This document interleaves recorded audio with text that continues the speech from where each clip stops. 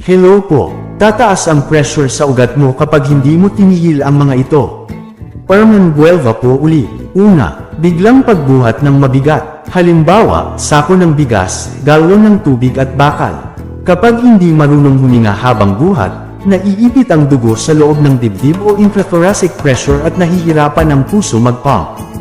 Exhale habang buhat para hindi sumipa bigla ang blood pressure. Pangalawa, pagpigil ng ihi ng matagal. Kapag laging pinipigilan, nai-stress ang bladder at kidneys. Ang katawan ay naglalabas ng stress hormones na nagpapataas ng pressure. Pwede ring magdulot ng UTI at kidney damage sa katagalan. Huwag mag-antay, umihi agad kapag may tawag ng katawan. Pangatlo, pag-ir ng malakas o constipation at pagbubuhat. Tinatawag na Valsalva maneuver. Kapag sobrang pigil sa pagdumi, biglang tumataas ang chest pressure, nagre-resulta sa mas mataas na pressure sa blood vessels. Delikado lalo na sa may hypertension o heart disease. Kumain ng gulay at uminom ng tubig para iwas TB. Ika-4, pag-inom ng sobrang kape o energy drink.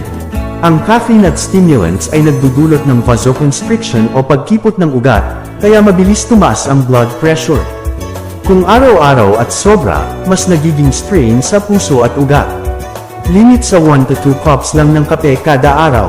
Ika-5, pagpupuyat at kakulangan ng tulog. Kapag kulang sa tulog, laging naka-alert mode ang katawan o sympathetic nervous system. Tumataas ang average blood pressure kahit hindi napapansin. Kung chronic, tataas ang risk ng hypertension at stroke. Mag-target ng 7 to 8 hours quality sleep, kahit may puyat, bumawi sa consistent schedule.